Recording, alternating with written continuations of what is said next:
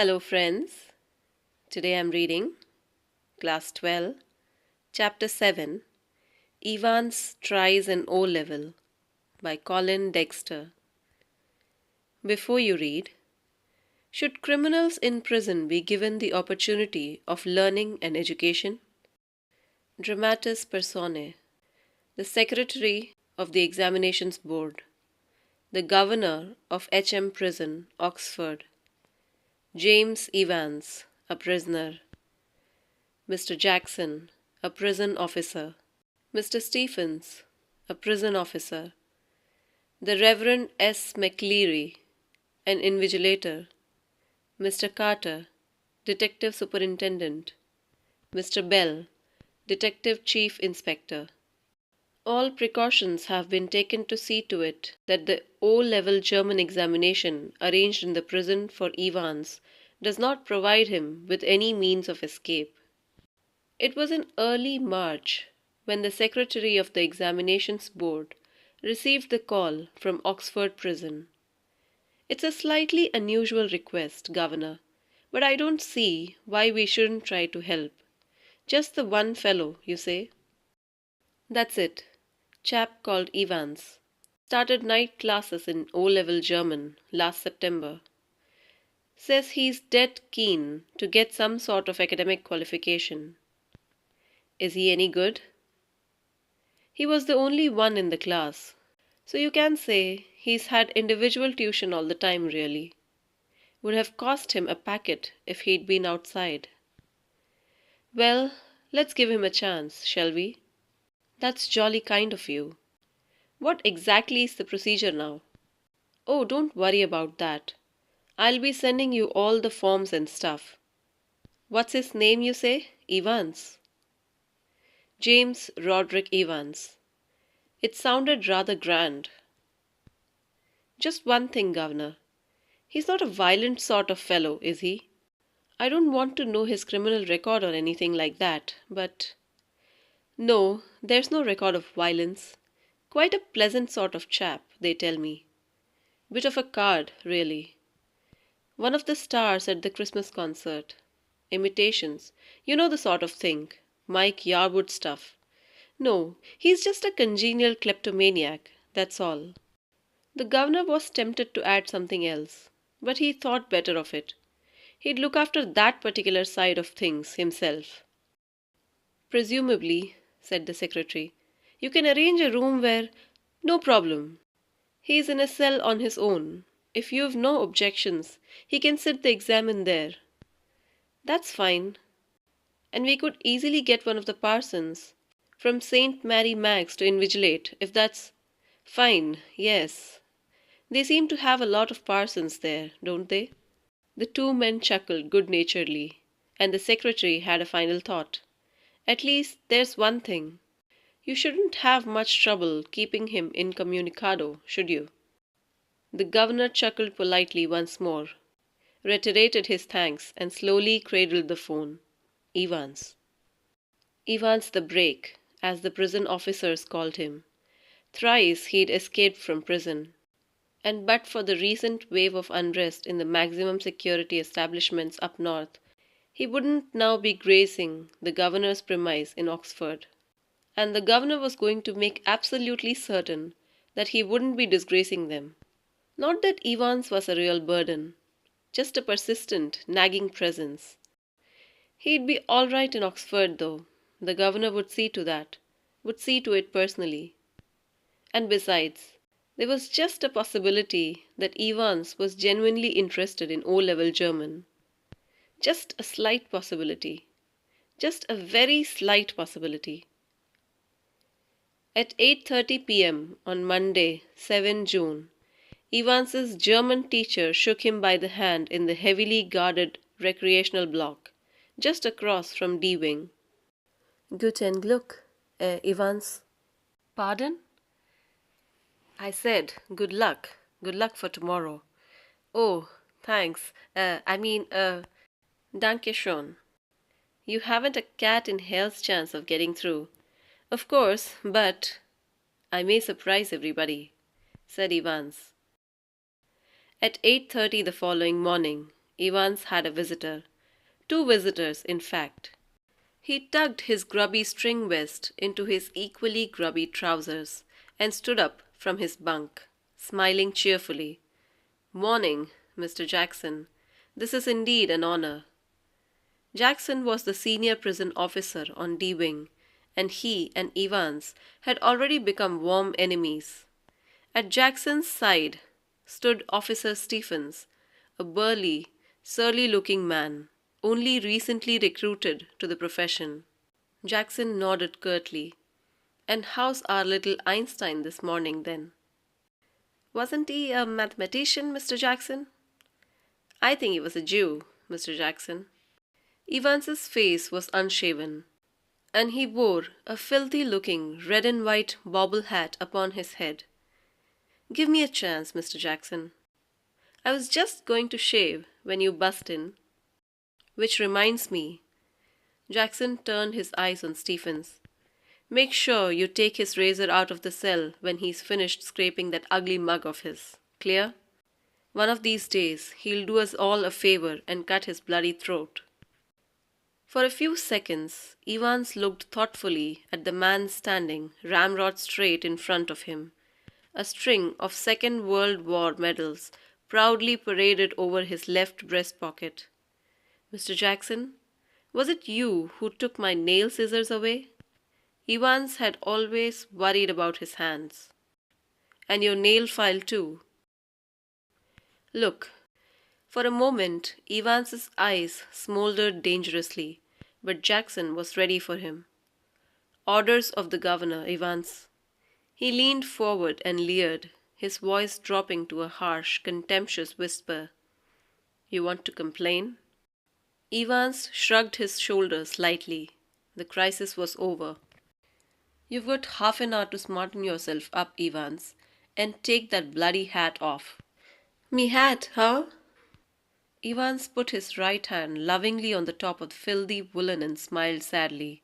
"Do you know, Mr. Jackson, it's the only thing that's ever brought me any sort of luck in life. Kind of lucky charm, if you know what I mean. And today I thought, well, with me exam and all that." Buried somewhere in Jackson was a tiny core of compassion, and Evans knew it. "Just this once, then, Shirley Temple."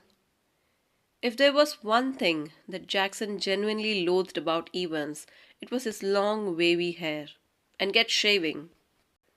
At 8:45 the same morning, the Reverend Stuart McCleary left his bachelor flat in Broad Street and stepped out briskly towards Carfax. The weatherman reported temperatures considerably below the normal for early June, and a long black overcoat and a shallow-crowned clerical hat provided welcome protection from the steady drizzle which had set in half an hour earlier and which now splattered the thick lenses of his spectacles. In his right hand he was carrying a small brown suitcase which contained all that he would need for his morning duties, including a sealed question paper envelope, a yellow invigilation form, a special authentication card from the examinations board, a paper knife, a Bible. He was to speak to the Women's Guild that afternoon on the Book of Ruth, and a current copy of the Church Times. The 2-hour examination was scheduled to start at 9:15 a.m. Evans was lathering his face vigorously when Stephens brought in 2 small square tables and set them opposite each other in the narrow space between the bunk on the one side and on the other a distempered stone wall. Next, Stephens brought in 2 hard chairs, the slightly less battered of which he placed in front of the table which stood nearer the cell door. Jackson put in a brief final appearance. "Behave yourself, laddie." Evans turned and nodded.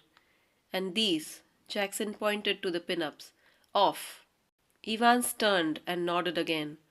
"I was going to take 'em down anyway. A minister, isn't he? The chap coming to sit in, I mean." "And how did you know that?" asked Jackson quietly. "Well, I had to sign some forms, didn't I? And I couldn't help." Evans drew the razor carefully down his left cheek and left a neat swath in the white lather. "Can I ask you something, Mr. Jackson? Why did they have to bug me in the cell?" He nodded his head vaguely to a point above the door. "Not a very neat job," conceded Jackson. "They're not. They don't honestly think I'm going to try to."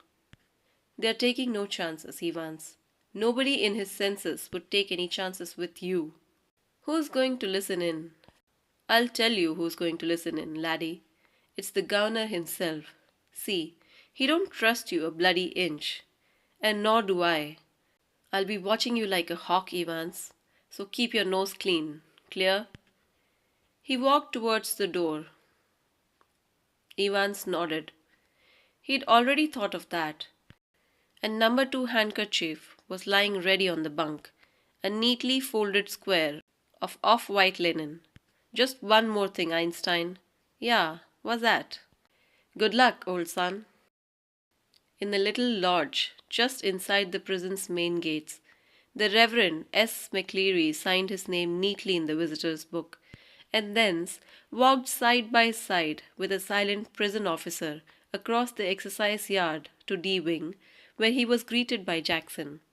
The wing's heavy outer door was unlocked, and locked behind him, the heavy inner door the same, and McCleary was handed into Stephen's keeping.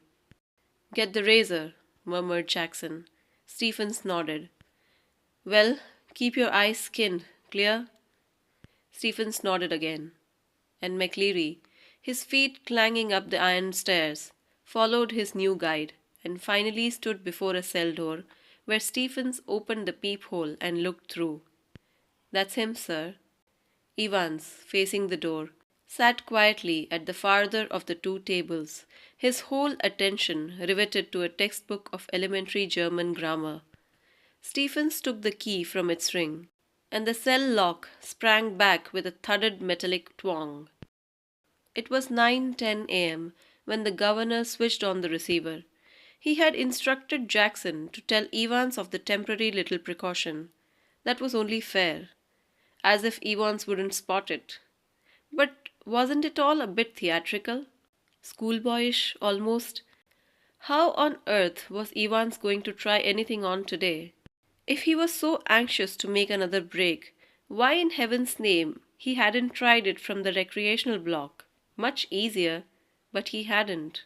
And there he was now, sitting in a locked cell, all the prison officers on the alert, 2 more locked doors between his cell and a yard with a wall as high as a haystack. Yes, Evans was as safe as houses. Anyway, it wouldn't be any trouble at all to have the receiver turned on for the next couple of hours or so. It wasn't as if there was going to be anything to listen to, was it? Amongst other things, an invigilator's duty was to ensure that the strictest silence was observed. But still that little nagging doubt. Might Evans try to take advantage of McCleary? Get him to smuggle in a chisel or 2, or a rope ladder, or... The governor sat up sharply. It was all very well getting rid of any potential weapon that Evans could have used. But what about McCleary? What if, quite unwittingly, the innocent McCleary had brought in something himself? A jackknife, perhaps? And what if Evans held him hostage with such a weapon? The governor reached over the phone. It was 9:12 a.m. The examinee and the invigilator had already been introduced by Stephens when Jackson came back and shouted to McCleary through the cell door. "Can you come outside a minute, sir? You too, Stephens." Jackson quickly explained the governor's worries, and McCleary patiently held out his arm at shoulders level, whilst Jackson lightly frisked his clothes. "Something hard here, sir?" "My reading glasses," replied McCleary, looking down at the spectacle case. Jackson quickly reassured him, and bending down on the landing, thumb-flicked the catches on the suitcase. He picked up each envelope in turn, carefully passed his palms along their surface, and seemed satisfied. He riffled curiously through a few pages of Holy Writ, and vaguely shook the Church Times. "All right so far. but one of the objects in McCleary's suitcase was puzzling him sorely. "Do you mind telling me why you have bought this, sir?" He held up a smallish, semi-inflated rubber ring, such as a young child with a waist of about 12 inches might have struggled into. "You thinking of going for a swim, sir?" McCleary's hitherto amiable demeanour was slightly ruffled by this tasteless little pleasantry, and he answered Jackson somewhat sourly, "If you must know, I suffer from hemorrhoids, and when I'm sitting down for any length of time—" "Very sorry, sir. I didn't mean to. The embarrassment was still reddening Jackson's cheeks when he found the paper knife at the bottom of the case. "I think I'd better keep this, though, if you don't mind, that is, sir." It was 9:18 a.m. before the governor heard their voices again, and it was clear that the examination was going to be more than a little late in getting underway. McCleary: "You've got a watch?" Evans: "Yes, sir." McCleary: "I'll be telling ye when to start, and again when you have 5 minutes left. All right?" Silence. McCleary: "There's plenty more of this writing paper, should ye need it." Silence. McCleary: "Now, write the name of the paper, 021-1, in the top left-hand corner." Silence. McCleary: "In the top right-hand corner, write your index number, 313, and in the box just below that, write your center number, 271. All right?" Silence. 9:20 a.m. McCleary: "I'm now going to—" Evans: "He's not going to stay here, is he?" McCleary: "I don't know about that. Stephens: "Mr. Jackson's given me strict instructions too." Evans: "How am I supposed to concentrate on my exam when someone's breathing down my neck? Christ! Sorry, sir, I didn't mean—" The governor reached for the phone. "Jackson? Ah, good. Get Stephens out of that cell, will you?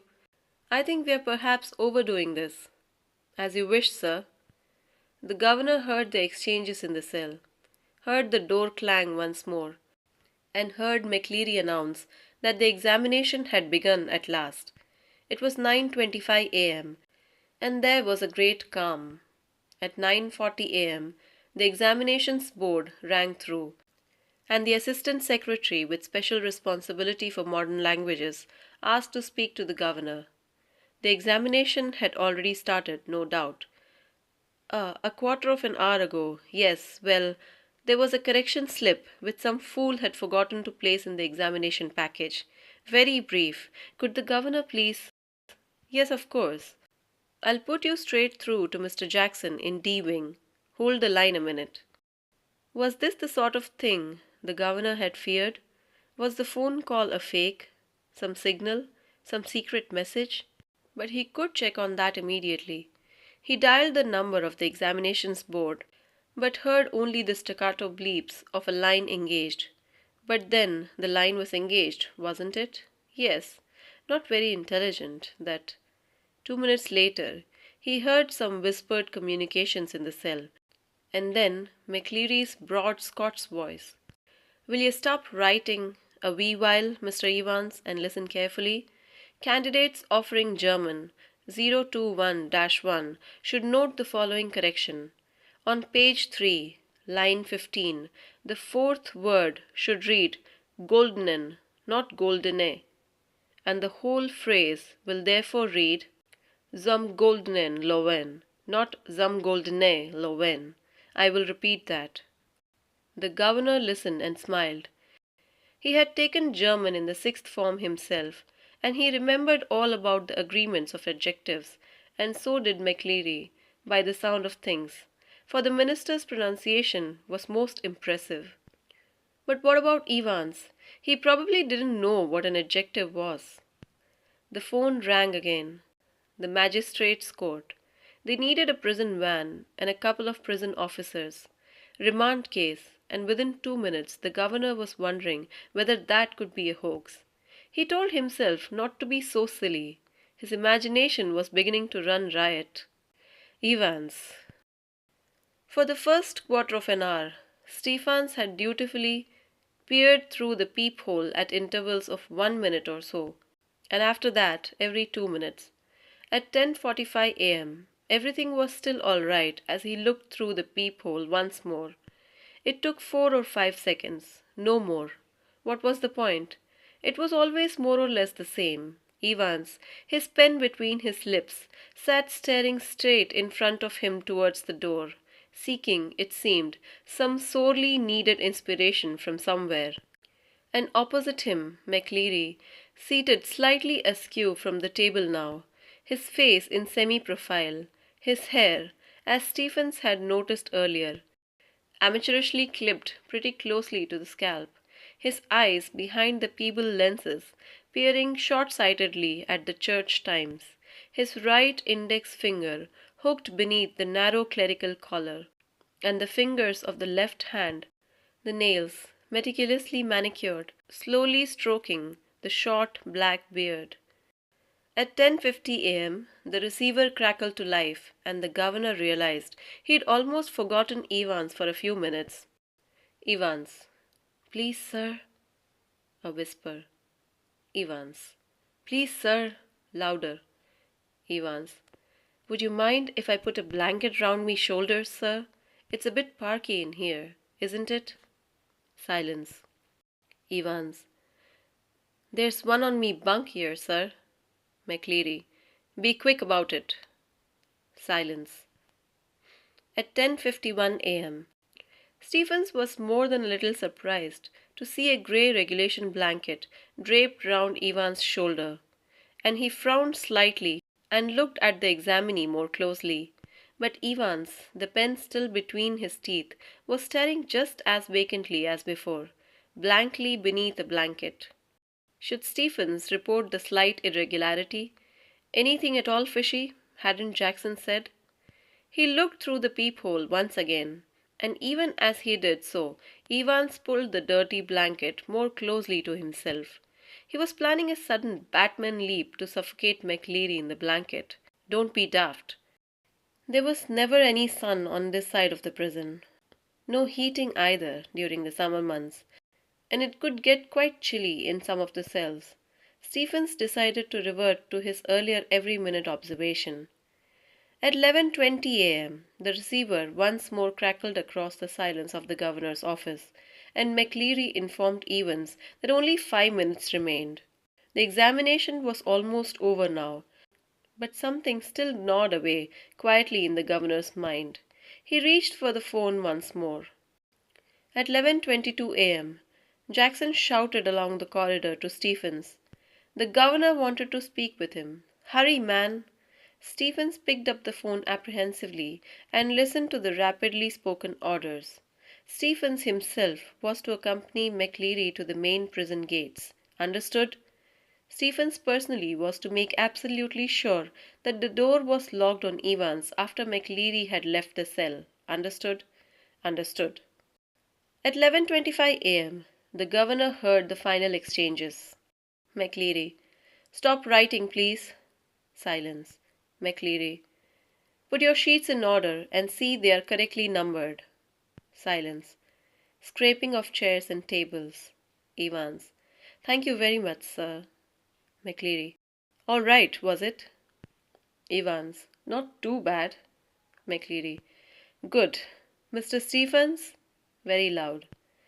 The governor heard the door clang for the last time. The examination was over. How did he get on, do you think? Asked Stephens as he walked beside McCleary to the main gates. Ouch, I cannot think he's distinguished himself, I'm afraid. His Scots accent seemed broader than ever, and his long black overcoat, reaching almost to his knees, fostered the illusion that he had suddenly grown slimmer. Stephens felt pleased that the governor had asked him and not Jackson to see McCleary off the premises, and all in all the morning had gone pretty well. But something stopped him from making his way directly to the canteen for a belated cup of coffee. He wanted to take just one last look at Evans. It was like a program he'd seen on TV, about a woman who could never really convince herself that she'd locked the front door when she'd gone to bed. Often she'd get up 12, 15, sometimes 20 times to check the bolts. He re-entered D Wing, made his way along to Evans's cell, and opened the peephole once more.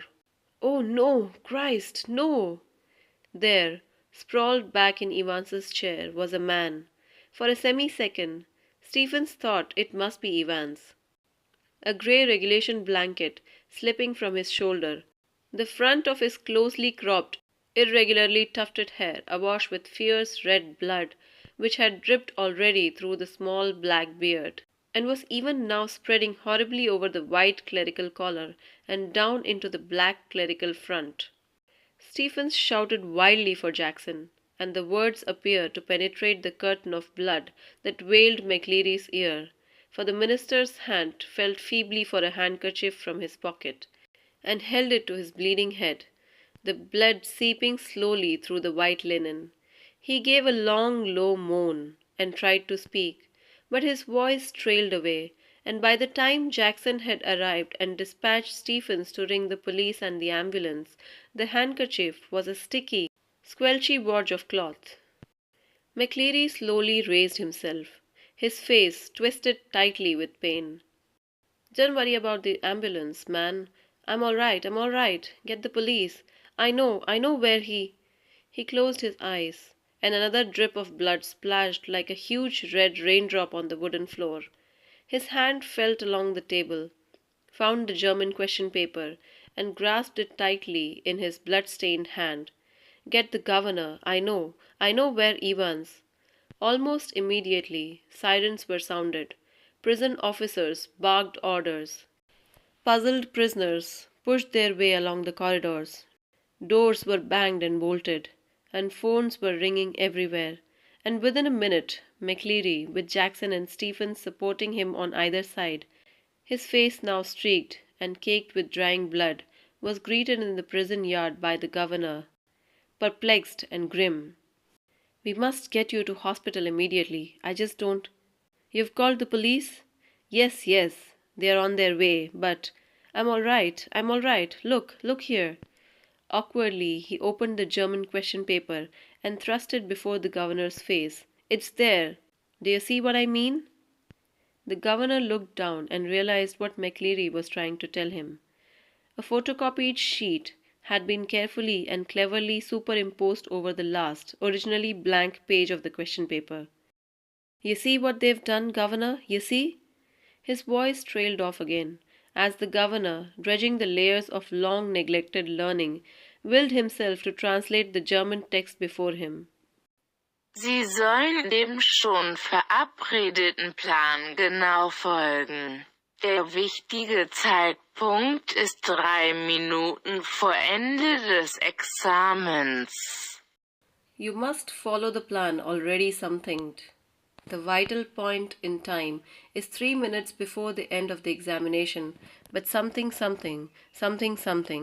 Don't hit him too hard, remember? He's a minister, and don't overdo the Scots accent when— A fast approaching siren wailed to its crescendo. The great doors of the prison yard were pushed back, and a white police car squealed to a jerky halt beside them. Detective Superintendent Carter swung himself out of the passenger seat and saluted the governor. "What the hell's happening, sir?" and turned to McCleary. "Christ, who's hit him?" But McCleary's cut across whatever explanation the governor might have given. "Elsfield Way, officer. I know where Evans." He was breathing heavily, and leaned for support against the side of the car, where the imprint of his hand was left in tarnished crimson. In bewilderment, Carter looked to the governor for guidance. "What?" "Take him with you, if you think he'll be all right. He's the only one who seems to know what's happening." Carter opened the back door and helped McCleary inside, and within a few seconds, the car leaped away in a spurt of gravel. "Elsfield Way," McCleary had said, and there it was, staring up at the governor from the last few lines of the German text, from Elsfield Way Drive to the Headington roundabout, where, yes, of course, The examinations board was in Elsfield Way, and someone from the board must have been involved in the escape plan from the very beginning. The question paper itself, the correction slip. The governor turned to Jackson and Stephens. I don't need to tell you what's happened, do I? His voice sounded almost calm in its scathing contempt. And which one of you two morons was it who took Evans for a nice little walk to the main gates and waved him bye-bye? It was me, sir, stammered Stephens. Just like you told me, sir. I could have sworn. What? Just like I told you, you say? What the hell? When you rang, sir, and told me to. When was that? The governor's voice was a whiplash now. You know, sir, about 20 past 11, just before. You blithering idiot, man, it wasn't me who rang you, don't you realize? But what was the use? He had used the telephone at that time, but only to try, unsuccessfully once more, to get through the examinations board. He shook his head in growing despair and turned on the senior prison officer. As for you, Jackson, how long have you been pretending you've got a brain, huh? Well, I'll tell you something, Jackson. Your skull's empty, absolutely empty. It was Jackson, who had spent 2 hours in Evans's cell the previous evening. It was Jackson who had confidently reported that there was nothing hidden away there, nothing at all. And yet, Evans had somehow managed to conceal not only a false beard, a pair of spectacles, a dog collar, and all the rest of his clerical paraphernalia, but also some sort of weapon with which he'd given McCleary such a terrible blow across the head. Arrgh! A prison van backed alongside, but the governor made no immediate move. He looked down again at the last line of the German.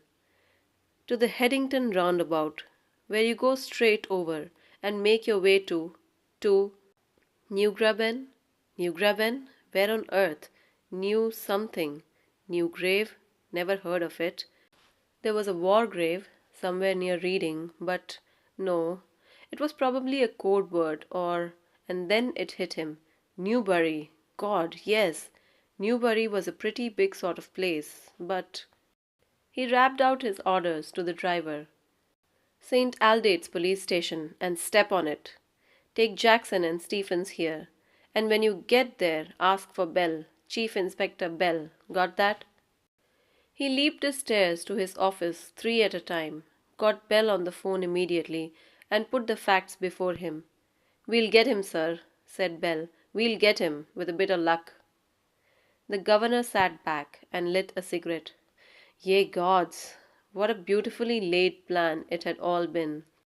What a clever fellow Evans was, careless leaving that question paper behind. But then, they all made their mistakes somewhere along the line. Well, almost all of them. And that's why, very, very shortly, Mr. Clever Evans would be back inside doing his once more. The phone on his desk erupted in a strident burst, and Superintendent Carter informed him that McCleary had spotted Evans driving off along Elsfield Way. They'd got the number of the car all right and had given chase immediately, but had lost him at the Headington roundabout. He must have doubled back into the city. No, said the governor quietly. No, he's on his way to Newbury. He explained his reasons for believing so, and left it at that. It was a police job now, not his. He was just another good-for-a-giggle, gullible governor, that was all. By the way, Carter, I hope you managed to get McCleary to the hospital all right. Yes, he's in the Ratcliffe now. Really groggy he was when we got to the examinations office, and they rang for the ambulance from there. The governor rang the Ratcliffe a few minutes later and asked for the accident department. McCleary, you say? Yes, he's a parson.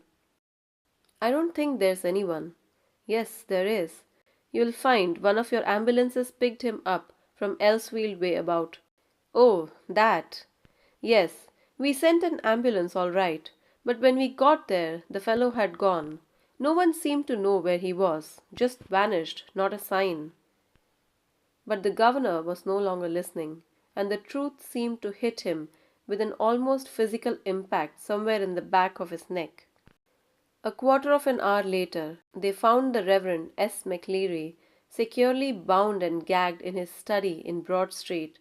He'd been there, he said, since 8:15 a.m., when two men had called, and enquiries in Newbury throughout the afternoon produced nothing at all, and by tea time everyone in the prison knew what had happened.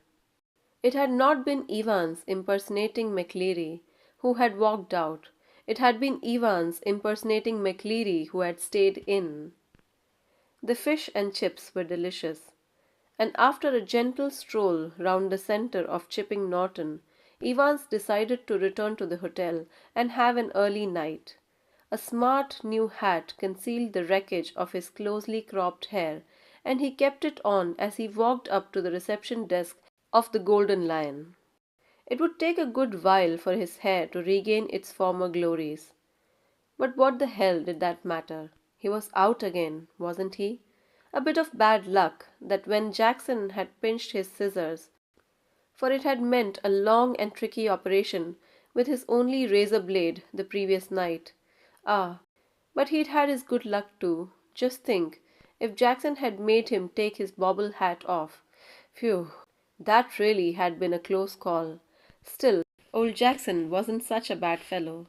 One of the worst things, funny really, had been the beard. He'd always been allergic to sticking plaster, and even now his chin was irritatingly sore and red. The receptionist wasn't the same girl who'd booked him in, but the change was definitely for the better. As he collected his key, he gave her his best smile, told her he wouldn't be bothering with breakfast, ordered the Daily Express, and asked for an early morning call at 6:45 a.m. Tomorrow was going to be another busy day. He whistled softly to himself as he walked up the broad stairs. He'd sort of liked the idea of being dressed up as a minister, dog collar and everything. Yes, it had been a jolly good idea for McCleary to wear two black fronts, two collars, but that top collar, phew, it had kept on slipping off the black stud. And there had been that only one panicky moment when McCleary had only just got his hand up to his neck in time to stop the collars springing apart before Stephen's. They'd got that little problem worked out all right though. A pen stuck in the mouth whenever the evil eye had appeared at the peephole. Easy. But all that fiddling about under the blanket with the black front and the stud at the back of the collar, that had been far more difficult than they'd ever bargained for. Everything else had gone beautifully smoothly though.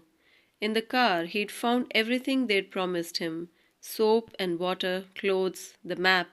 Yes, the map, of course. The Ordnance Survey map of Oxfordshire. He'd got some good friends, some very clever friends. Christ, He unlocked his bedroom door and closed it quietly behind him, and then stood frozen to the spot, like a man who had just caught a glimpse of the Gorgon. Sitting on the narrow bed was the very last man in the world that Evans had expected or wanted to see. "It's not worth trying anything," said the governor quietly, as Evans's eyes darted desperately around the room. "I've got men all round the place." Well, there were only two, really, but Evans needn't know that.